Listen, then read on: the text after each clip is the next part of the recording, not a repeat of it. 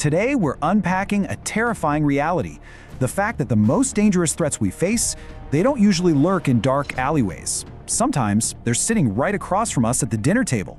As a guy who absolutely loves dissecting human behavior and breaking down complex psychology, I've got to tell you, these case files are both fascinating and deeply, deeply unsettling. We're going to look at escalating tiers of intimacy and how trust itself can literally be turned into a lethal weapon. So you know who is standing in front of you, right? But do you know who's actually hiding behind the mask? I want you to really think about your own circles of trust. The people we rely on the most, our protectors, our friends, our family. What happens when they are the ones orchestrating our nightmares? Okay, let's just dive right into this, starting with our first case file. Section 1. The Protector's Trap. Let's look at our first escalating tier of intimacy, the romantic partner. And not just any partner, but one whose literal profession is to protect and serve. So our subject here had a totally normal night out with coworkers. You know, karaoke, a few bars, the usual. But walking to the taxi area, she's suddenly attacked by a very fit man wearing a balaclava. He violently snatches her purse, taking her phone, her cards, and worst of all, some deeply irreplaceable mementos. Devastated and completely in shock, she goes home and seeks comfort from her husband. And here is the absolutely crucial detail. Her husband is a uniformed police officer. Naturally, you'd expect him to immediately call for backup and file a report, right? I mean, that's literally his job. Well, instead, he looks her right in the eye and tells her, going to the cops is a bad idea. He actually tells her that his colleagues would just make her feel like crap and imply the mugging was somehow her fault. He advises her to just cancel the cards and move on. It's an incredibly bizarre and isolating piece of advice coming from the very man who should have been handling the case. But trusting his authority as an officer, she listens. So let's look at the aftermath. The husband suddenly steps into the role of the ultimate hero. He buys her a new bag, he starts picking her up from work every single day just to ensure she's safe. The victim actually forces herself to be more affectionate, feeling incredibly lucky to have such a dedicated protector. But the illusion shatters a few months later. While he's away visiting his parents, she decides to do some spring cleaning in the guest room and uncovers this hidden black sack. Inside are some really strange keepsakes, a Tamagotchi, and a locket. And then she finds this, an old folded photo of her and her deceased mother on a vacation in Florida. Now, this exact photo was in her purse the night it was snatched. Let that sink in for a second. He didn't just stumble upon her stolen purse. Her husband was the fit man in the balaclava. When she confronts him, he doesn't even deny it. Instead, he drops his chilling justification. "Can't you see I did a good thing?" Seriously, he genuinely claimed that terrorizing his own wife was a positive act because it brought their relationship closer together. Talk about a completely twisted psychological leap. The most crucial point here is how methodically planned the whole thing was. He admitted he had actually practiced bag snatching multiple times before targeting his own wife. And when she wanted to go to the police, well, the protector mask fell off completely. He threatened to do terrible things to her if she reported him. Trapped and terrified, she ultimately agreed to a quiet divorce just to safely escape the marriage. So that first story is all about a twisted savior complex. But what happens when the betrayer isn't trying to fix you, but rather own you? What happens when the danger masquerades as your harmless confidant? Section 2. The Friend's Dark Secret. Meet Robbie. Robbie hid his predatory nature behind this perfectly progressive guise. He was a flamboyant, trust fund barista who claimed to be a vocal feminist, played Dungeons & Dragons, and quickly became a very close friend to our victim. One evening, he invites her over for what he promises to be a divine pavlova dinner. But notice the isolating details of this dinner setup. His boyfriend is suspiciously missing, allegedly called into work for a legal crisis. The apartment is a total mess, yet the dining table is perfectly set with candles. And crucially, the victim realizes she has absolutely dead cell service. So when she turns her back to ask for the Wi-Fi password, the trap is sprung. She turns back and catches him right in the act. He's sprinkling a powder into her champagne glass.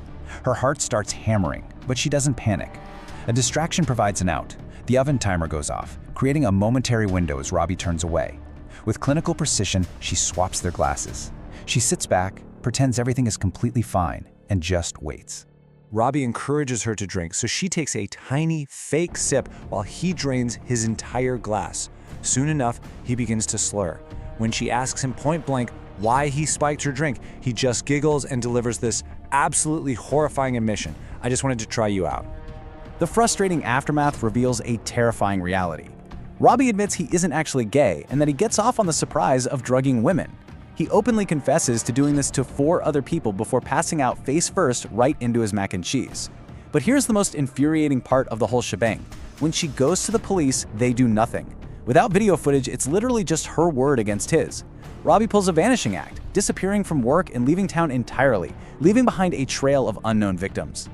It is terrifying when a friend betrays you, but we need to escalate the intimacy of this betrayal even further.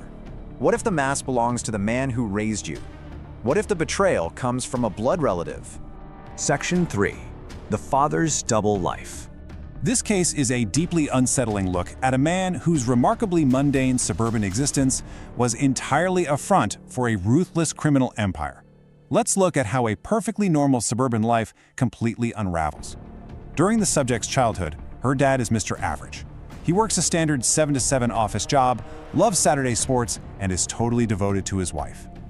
Then, a family friend, a nice guy they lovingly called Carl with the funny shoes, is murdered in what appears to be a mugging gone wrong. Fast forward to when the daughter is 17. Her dad doesn't come home. The next day, police raid their house, searching it from top to bottom. A few days later, the police decrypt a service called the Anom app, and the entire suburban facade just collapses. The depth of the deception here is horrifying. The Anom app revealed this boring office worker actually ran a literal Amazon for drug dealers. He was charged with large-scale narcotics trafficking. But the absolute worst part? Carl's death wasn't a random mugging. Dad and his partners paid for Carl to be murdered because they caught him skimming money. And remember, this father had publicly campaigned to find Carl's killer. He sat at Carl's funeral and physically hugged his grieving family, knowing full well he ordered the hit. The mother now firmly believes he is a clinical psychopath who simply learned how to mimic human emotion. He's been in prison ever since. But here is the fact that will absolutely keep you up at night. He gets out in less than 18 months. The family is left grappling with how to even process, let alone forgive, a man who turned their entire lives into a cover story for a murder. Section 4. The Caregiver's Poison. We're now moving to our final and frankly most intimate tier of betrayal. This is the kind of betrayal that happens not in a dark alleyway or a friend's apartment or a hidden criminal underworld, but right at the childhood kitchen table. Let's look at the tragic picture of Clarice. Between the ages of 4 and 8, Clarice was a dangerously sickly child. She suffered from constant vomiting, couldn't keep food down, and rarely attended school. The doctors back then just prescribed nebulous medicines that never seemed to work. Through it all, her mother was the dedicated caregiver, always by her side, carefully preparing all her meals. Until one day, Clarice's friend Betsy drops by unannounced. The front door happens to be open, so Betsy just walks right in and looks toward the kitchen. Betsy sees Clarice's mother standing over the stove, preparing a bowl of soup, and then she reaches into a cupboard, pulls out a box, and scatters a tiny amount of powder into the bowl. Betsy recognizes the box instantly. The mother was sprinkling rat poison right into her own daughter's soup. Betsy sneaks out, tells her parents, and the police burst in to confiscate the half-eaten bowl, confirming the lethal poison. Thankfully, Clarice made a miraculous recovery once removed from her mother's care. What she survived was a severe case of Munchausen by proxy. It's a psychological disorder where a caregiver intentionally induces illness in a child. They do it not out of hatred, but to gain attention, sympathy, and ultimate control over the victim. Clarice survived, but the weight of that betrayal at the hands of her primary caregiver, that stayed with her forever. As we wrap up this, I really want to leave you with a final, provocative thought. We've seen protectors turn into predators, friends turn into captors, fathers turn into kingpins, and caregivers turn into poisoners. Sometimes the people we love the most are the ones holding the knife or the poison behind their backs. So I ask you again, you know who is standing in front of you, but who is standing behind the mask? Watch your six out there.